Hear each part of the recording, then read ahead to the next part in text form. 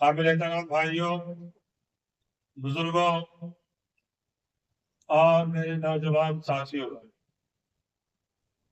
اس وقت میں آپ کے سامنے پورے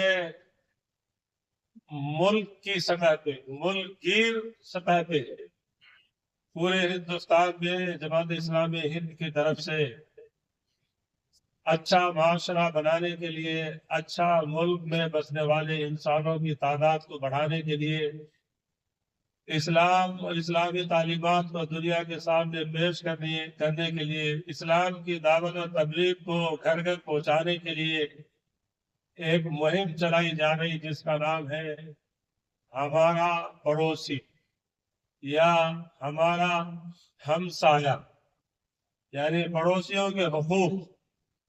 ایک پڑوسی کا دوسرے پڑوسی کے ساتھ کیا حقوق ہے، اس سلسلے میں اسلام، قرآن و سنت ہماری کیا رہنمائی کرتی ہے، اس کے سلسلے میں 10 روزہ ایک مہم چلائی جا رہی ہے، اور اس مہم کا آج یہ پہلا دن ہے۔ قابل احترام بھائیوں، اس بات سے ہم سب اچھی طرح سے واقف ہیں کہ اسلام ایک مکمل دین حیات ہے، جس پر کسی کا کوئی اختلاف نہیں۔ مکمل زندگی کے معاملے میں اسلام ہماری رہبری اور رہنمائی ہے، اور اس بات سے بھی ہم واقف ہیں کہ اسلام کچھ رسم و رواج یا مخصوص عبادات یا مخصوص شکلوں میں عبادات کو انجام دینے کا نام ہی نہیں ہے، بلکہ اسلام مکمل نظام ہے۔ ہر شعبے زندگی میں اسلام فطری رہنمائی کرتا، نیچرلی رہنمائی کرتا، جو انسانی مزاج، انسانی طبیعت، انسانی حالات، انسانی علاقے کے مسائل کو خاص خیال رکھتے ہوئے اسلام نافذ ہے۔ اسی میں سے ایک اہم ترین مسئلہ ہے ہمسایہ کے حقوق، پڑوسیوں کے حقوق۔ پڑوسیوں کے حقوق کے تعلق سے کم آپ کو 100 سے زیادہ احادیث مختلف شکلوں میں، انداز میں آپ کے سامنے آئے گی اگر اس کی آپ تحقیق کریں، اور قرآن مجید کی درجنوں ایسی آیتیں آئے گی جو ہمسایہ، پڑوسی یا قریب میں رہنے والے، بستی میں رہنے والے، سماج میں رہنے والوں کے تعلق سے ذکر کی۔ ابھی سورہ نساء کی آیت نمبر 32 اور 33 پڑھی گئی۔ اس آیت کی روشنی میں آپ کے سامنے گفتگو کروں گا۔ اللہ تعالیٰ اس آیت میں ذکر کرتا ہے، اے اللہ کے بندو، صرف اللہ کی عبادت کرو، وَلَا تُشْرِكُوا بِهِ شَيْئًا، اور اللہ کے ساتھ کسی اور اللہ کا ساجی، شریک، پارٹنر مت بناؤ۔ اس کے بعد اللہ فرماتا ہے وَبِالْوَالِدَيْنِ احْسَانًا، اپنے ماں باپ کے ساتھ حسن سلوک سے پیش آؤ، وَبِذِي الْقُرْبَى، اور اپنے رشتہ داروں کے ساتھ، وَالْيَتَامَى، یتیموں کے ساتھ، وَالْمَسَاكِينَ، اور مسکینوں کے ساتھ۔ مسکین اس کو کہتے ہیں عربی زبان میں جو محتاج ہونے کے باوجود، محتاجگی، پریشانی کی حالت میں رہنے کے باوجود بھی محتاجگی کو دور کرنے کے لیے کسی کے سامنے نہ جائے، کسی کے سامنے ہاتھ نہ اٹھائے، ہاتھ نہ پھیلائے۔ قرآن اس کو مسکین اور مساکین کا۔ اس کے بعد پڑوسیوں کے تعلق ذکر کیا، وَبِذِي الْقُرْبَى وَالْجَارِ الْجُنُبِ وَالصَّاحِبِ بِالْجَنبِ، 3 پڑوسیوں کا اس آیت میں ذکر کیا گیا ہے۔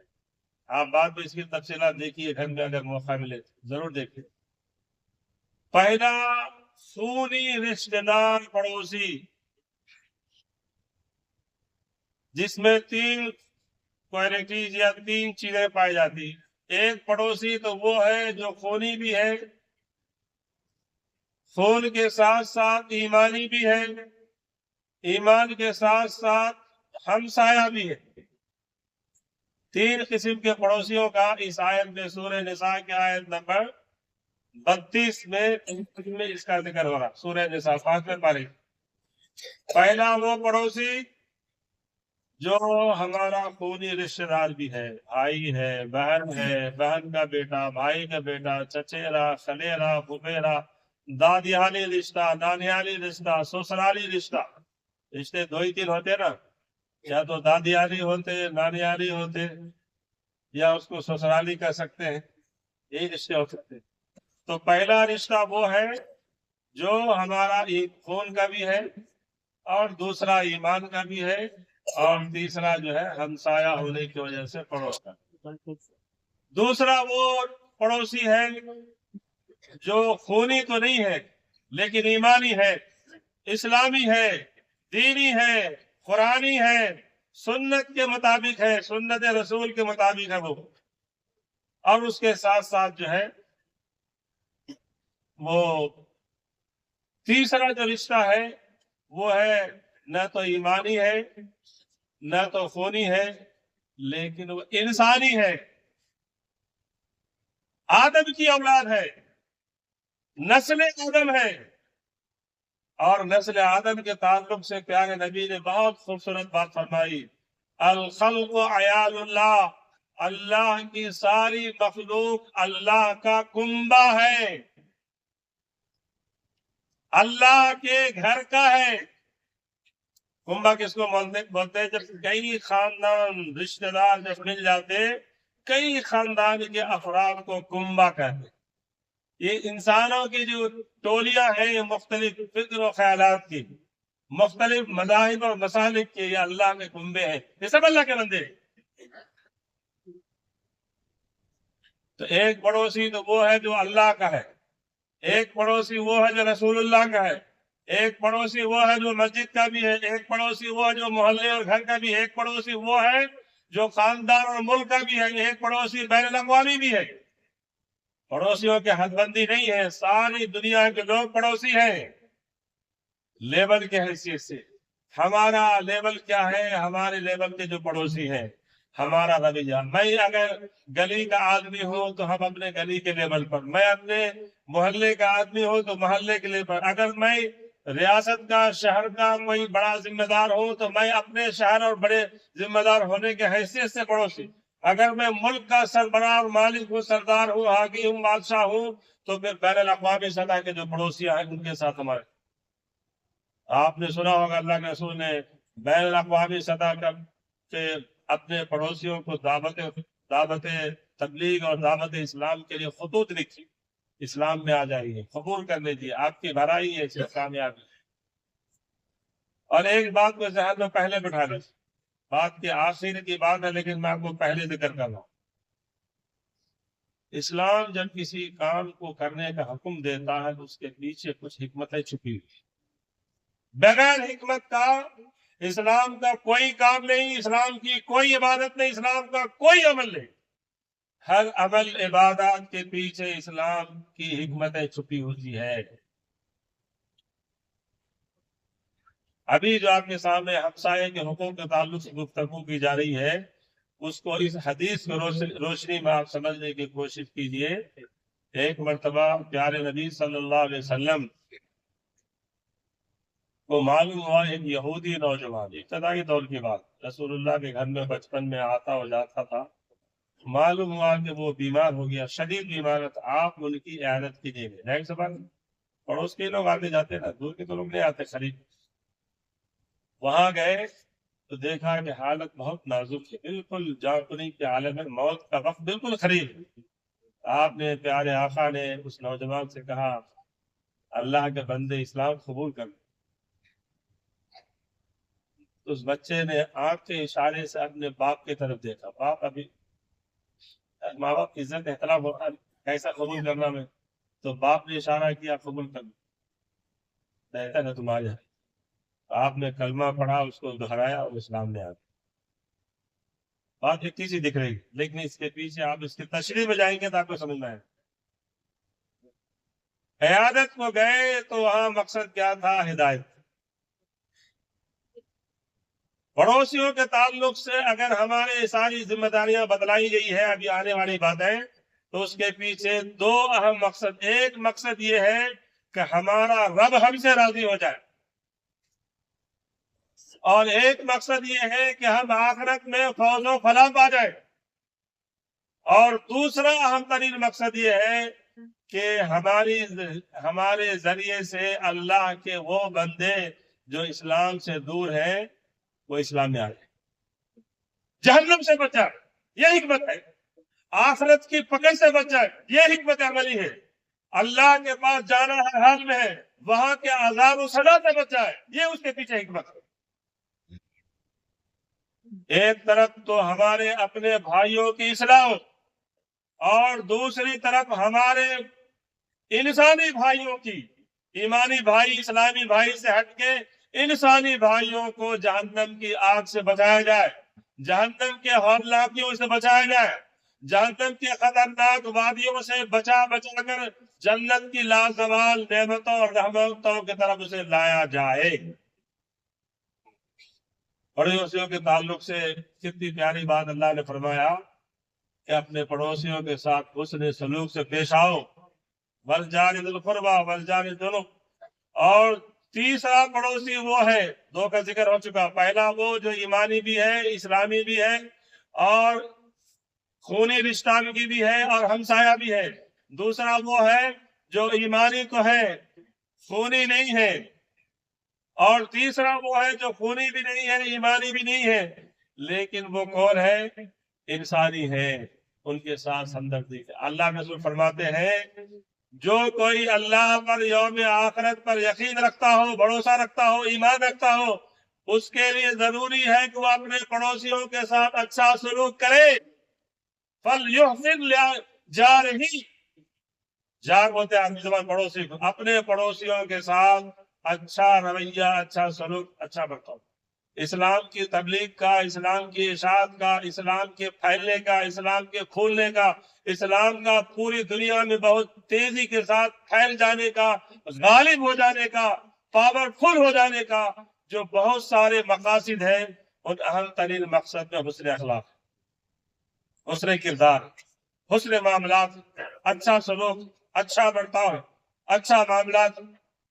تو پڑوسیوں کے ساتھ اچھا معاملات کرنا، اچھا حسن سے پیش آنا، اچھے اخلاق کردار سے پیش آنا۔ ایک اور حدیث آپ فرماتے ہیں وہ شخص مسلمان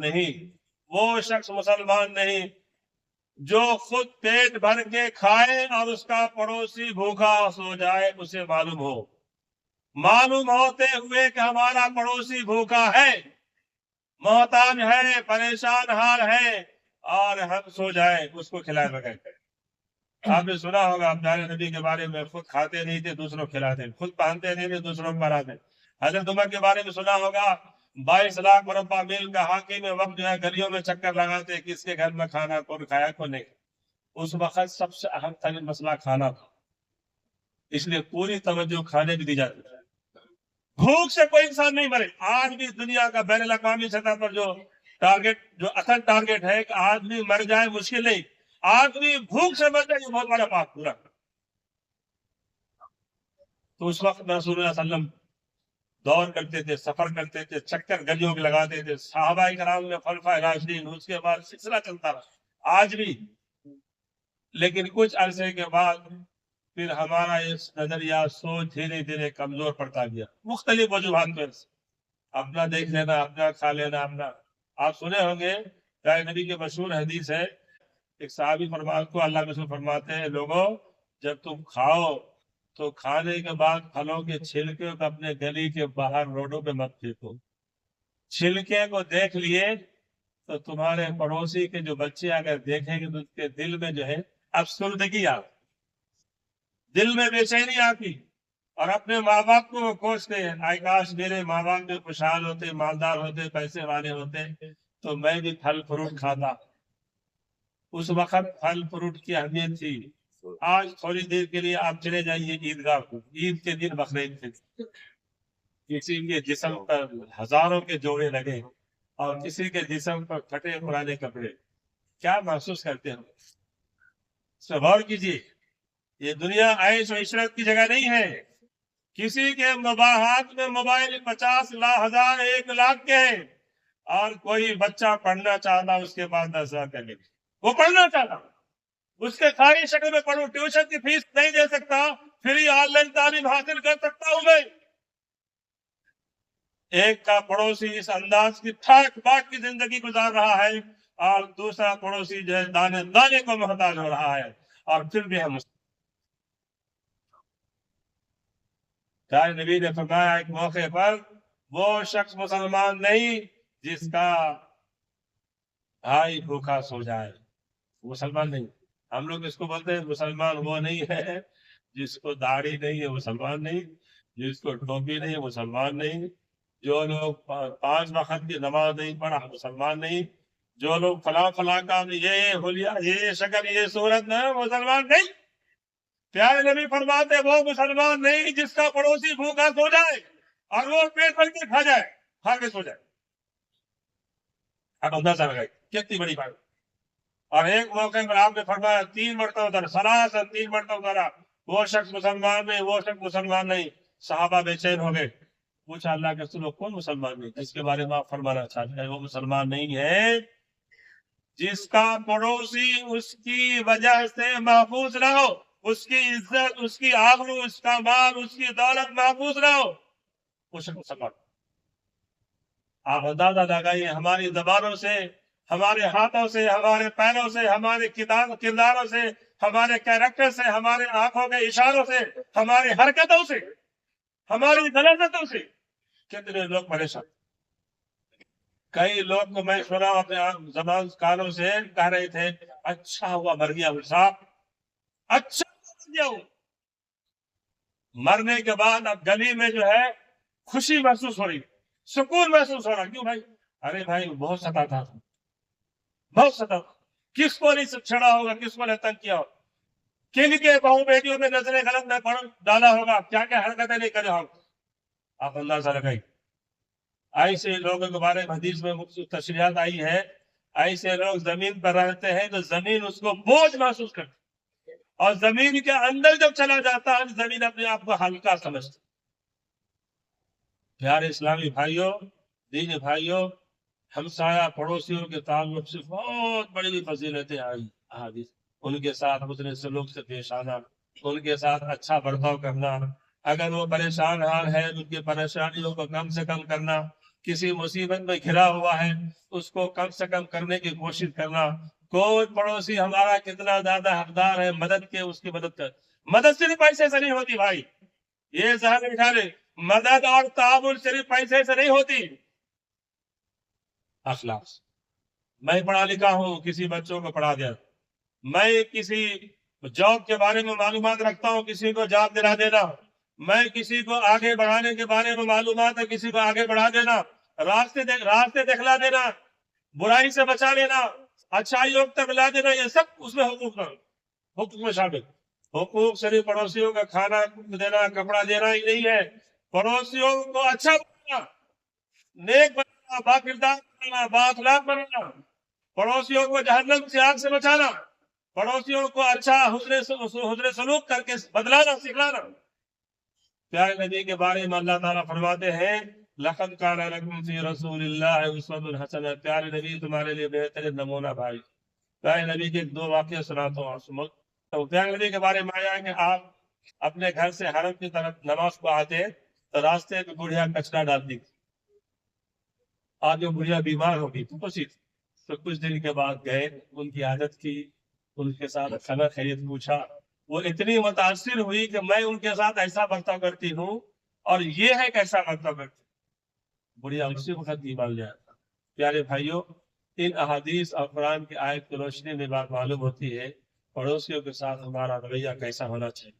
بہرحال اس کی تفصیلات آپ کو قرآن میں احادیث میں ملے گی، اس سلسلے میں آپ سے گزارش ہے کہ آپ اس کو ضرور پڑھیے، انشاءاللہ تعالیٰ اس کا بہترین فائدہ ملے گا۔ اللہ سے دعا ہے اللہ تعالیٰ ہم سب کو ان باتوں کو مزید غور و فکر کرنے کی توفیق عطا فرمائے، اللہ ہم سب کو صحت عطا فرمائے، اللہ ہمیں جو بیمار ہمیں شفائے کاملہ وعاجلہ نصیب فرمائے، جو پریشان حال ہم کی پریشانیوں کو دور فرمائے، جو لوگ محتاج ہیں اللہ ان کی محتاجی کو دور فرمائے، اور جو لوگ اس دنیا سے رخصت ہو چکے اللہ رب العالمین تمام مرد و خواتین کی مغفرت فرما اور انہیں جنت الفردوس میں جگہ اور داخلہ نصیب فرما ربنا تقبل منا انك انت السميع العليم وتب علينا انك انت التواب الرحيم برحمتك يا ارحم الراحمين